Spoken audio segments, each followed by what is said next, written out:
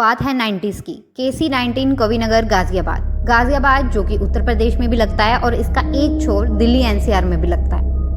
अब ये बात है 90s के ज़माने की, यानी कि काफ़ी पुरानी बात भी नहीं कह सकते हैं। उस टाइम में कविनगर में एक फैमिली रहा करती थी, जैन फैमिली। और कविनगर उस टाइम से ही काफ़ी पोर्श इलाके में आता था, यानी काफ़ी रईस इलाका माना जाता था। यहाँ पर ज़्यादातर सभी के बंगले ही थे, क्योंकि इस जो कविनगर है इसके अंदर काफ़ी रईस लोग रह रहे थे। अब इन्हीं रईस लोगों में से एक परिवार था जैन परिवार, जिसमें कमल जैन अपनी पत्नी विलास जैन के साथ और अपने 3 बच्चों के साथ रह रहा था। ये 3 बच्चे इसके छोटे ही थे, यानी कि ये कुल 5 लोग थे। ये हंसी खुशी अपनी ज़िंदगी बिता रहे थे। इनके पास काफ़ी अच्छे खासे पैसे थे, किसी चीज़ की कमी नहीं थी। अब इसी रईसी के कारण कमल जैन के काफ़ी सारे दुश्मन भी खड़े हो गए थे, गुप्त दुश्मन, यानी कि मुंह पर अच्छे और पीठ पीछे काफ़ी बुरी। लेकिन ये इस चीज़ से बिल्कुल बेखबर थे। अब बात है 1993 की, जब रोज़ की तरह ये परिवार बड़ी ही चैन और सुकून की नींद अपने बंगले के अंदर आराम से सो रहा था,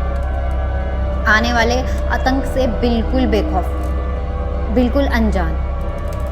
अब उस रात को कुछ ये जो गुप्त दुश्मन थे ये इनके घर में घुसते हैं और इन 5 में से 4 लोगों का कत्ल कर देते हैं। यानी कि इनका जो एक सबसे छोटा बेटा होता है वो किसी तरीके से अपनी जान बचाकर एक कमरे के अंदर जाकर एक बेड के नीचे छुप जाता है। उन लोगों को उस लड़के का पता नहीं लगता है। वो जल्दीबाजी में सिर्फ 4 लोगों का कत्ल करते हैं, क्योंकि मेन दुश्मनी उनकी इन्हीं से ही थी। और वो उस लड़के को ढूंढ नहीं पाते हैं, क्योंकि बंगलो काफ़ी बड़ा था, तो वो ढूंढ नहीं पाते हैं। और जल्दी जल्दी में इन 4 लोगों का बुरी तरीके से चाकू से मर्डर कर कर, कत्ल कर कर, वहीं से उन्हें वहीं छोड़कर बंगले के अंदर ही भाग जाते हैं।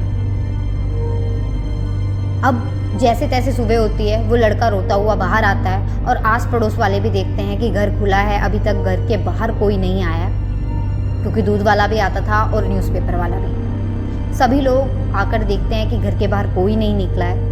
सभी लोग आके घर का मुआयना लेते हैं, आवाज़ लगाते हैं और देखते हैं तो उनके पैरों तले ज़मीन निकल जाती है, क्योंकि अंदर 4 लाशें पड़ी थी, 2 जवान और 2 बच्चों की। घर से जो है बड़ी ही गंदी स्मेल आ रही थी। घर की जो दीवारें हैं वो खून से लथपथ हो चुकी थी। इनका फर्नीचर भी, बेड भी सारा खून से लथपथ हुआ पड़ा था। पूरा कमरा ही लाल रंग का दिखाई दे रहा था। सभी लोग बेहद डर जाते हैं और इनके दूर के रिश्तेदारों को फ़ोन करते हैं, यानी कि जो इनके रिश्तेदार थे वो काफ़ी दूर रह रहे थे, इंडिया से बाहर। तो उन रिश्तेदारों को फ़ोन करते हैं, वो लोग आते हैं। जैसे उन्हें पता लगता है, अपने रिश्तेदार जो कि उनके मर गए थे उनका दाह संस्कार करते हैं और उस लड़के को, छोटे लड़के को अपने साथ बाहर ही ले जाते हैं और उसके बाद वापस कभी मुड़कर नहीं आते, क्योंकि वो लड़का ऑलरेडी काफ़ी सहम चुका था और वो भी काफ़ी ज़्यादा सहम चुके थे ये दृश्य देखकर, क्योंकि दृश्य बड़ा ही खौफनाक था। उनकी लाशें कटी पड़ी थी, हाथ पैर कटे पड़े थे। अपने आप में ही बड़ा खौफनाक ये दृश्य था। अब ये घर बिल्कुल सन्नाटे से छा चुका था, यानी कि इस घर के अंदर कोई भी एंटर नहीं करता था। रिश्तेदार दोबारा वापस नहीं आए। उन्होंने बिल्कुल इस चीज़ की परवाह नहीं की कि घर के अंदर क्या सामान पड़ा है, क्योंकि ये घर देखने में ही काफ़ी बुतहा लग रहा था जिस दिन इनकी मौत हुई थी। तो घर में वापस रिश्तेदार नहीं आते हैं और आसपास के लोग भी इस घर के अंदर एंटर नहीं करते हैं डर के मारे। अब लोग काफ़ी ज़्यादा आसपास के ऑलरेडी डरने लग गए थे। अब इस घर के अंदर जो सामान था वो जो का त्यों पड़ा था, कुछ भी छेड़छाड़ नहीं हुई थी उस सामान के साथ। घर की दीवारें खून से लथी पथी पड़ी थी। घर में से काफ़ी बुरी स्मेल भी आ रही थी। अब कुछ दिनों के अंदर ही आए दिन आस पड़ोस को अजीब तरीके की रहस्यमय आवाज़ें यहाँ से आने लग जाती हैं। आस पड़ोस की माने उस समय में तो वो लोग बताते थे कि उन्हें अक्सर यहाँ पे 2 लड़कियों की खेलने की आवाज़ आती है, जबकि इस घर के बंगलों के आसपास कोई भी नहीं जाता है, क्योंकि घर काफ़ी बड़ा था और इसके चारों तरफ काफ़ी बड़ा पार्क था जो कि उस घर का ही था, पर्सनल। तो इस घर के आसपास से भी उस टाइम कोई नहीं फटकता था, दूर से जाते थे, उस रोड को भी बहुत कम क्रॉस करते थे। तो लोगों ने वहाँ पर काफ़ी रहस्यमय आवाज़ें आते सुना और उन लोगों का मानना है कि हमने हुबहू वही आवाज़ सुनी है जो कि उन्हीं लोगों की थी। क्योंकि पड़ोस के लोग तो उन्हें काफ़ी टाइम से जानते थे ना। और कई लोगों ने तो ये भी दावा किया है कि अक्सर उन्होंने यहाँ पर एक आदमी को घूमते हुए देखा है जो कि बिल्कुल कमल जैन की तरह दिखता है, और 2 लड़कियों को खेलते हुए भी देखा है जो बिल्कुल उनकी बेटियों की तरह ही दिखती है। उनका मानना था कि ये वही लोग हैं और इनकी आत्मा आज भी यहाँ पर बदला लेने के लिए भटक रही है, और अगर कोई घर के अंदर जाएगा तो ये उनको भी ख़त्म कर देंगे, क्योंकि ये बदले से भरी हुई आत्माएं हैं। अब एक दिन रोज़मर्रा की तरह यहाँ पर कुछ लड़के गली में क्रिकेट खेल रहे थे जो कि इस बात को नहीं मानते थे। अब वो चूँकि यंग लड़के थे, 15-16 साल के, तो उनमें से एक लड़का बॉल फेंकता है क्रिकेट खेलते हुए। अब वो बॉल बैट की वजह से पीछे इसी बंगले में जाके गिर जाती है। अब वो जो क्रिकेट खेल रहे होते हैं लड़के, वो उस लड़के को बोलते हैं, एक जो बॉल फेंक रहा था उसको बोलते हैं कि तुम्हें ही जाकर ये बॉल लेकर आनी पड़ेगी। वो उसको किसी तरीके से ज़बरदस्ती करके उस बंगले में बॉल लेने के लिए भेज देते हैं। अब ये जो बॉल थी ये उस बंगले के गेट के सही सामने जाके गिर जाती है, यानी कि उस घर का जो आयरन गेट है मेन एंट्री वाला, उसके अंदर वाला जो एंट्रेंस गेट था उसके पास। अब वो घर यूं ही खुला पड़ा रहता था क्योंकि उस घर को ना तो किसी ने ताला लगाया था, ना ही किसी की हिम्मत थी। अब वो लड़का जाता है वहाँ से बॉल उठाने के लिए। जैसे ही वो बॉल उठाने के लिए झुकता है और ऊपर मुंह करता है, वो 2 मिनट के लिए वहीं सन्न हो जाता है, और जैसे तैसे उसे वापस लड़के आवाज़ मार के बुलाते हैं। वो रोता हुआ जल्दी जल्दी भाग कर किसी तरह से गेट फाड़ कर वापस आता है। अब उस लड़के का कहना था कि उसने वहाँ पर 2 औरतों को देखा। उसने कहा एक तो बड़ी थी और एक यंग थी, यानी औरत तो नहीं थी, लड़की थी, और वो दोनों बड़ी ही अजीब गंदी डरावनी स्माइल मेरी ओर दे रही थी, और उनकी शक्ल भी काफ़ी ज़्यादा खौफनाक थी।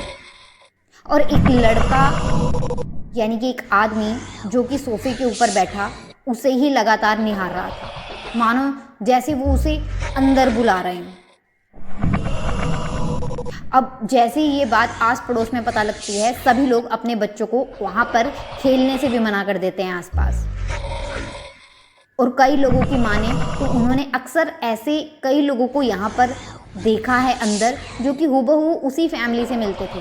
उनका कहना था कि हमें अक्सर रात को भी यहाँ पर कुछ आवाज़ें सुनाई देती हैं, मान लो जैसे बर्तन खड़क रहे हों, और एक दूसरे को आवाज़ें लगाते हैं। कुछ बच्चों के खेलने के अंदर आवाज़ सुनाई देती है, जबकि इस इलाके में कोई भी इस बंगले के आसपास भी नहीं जाता था।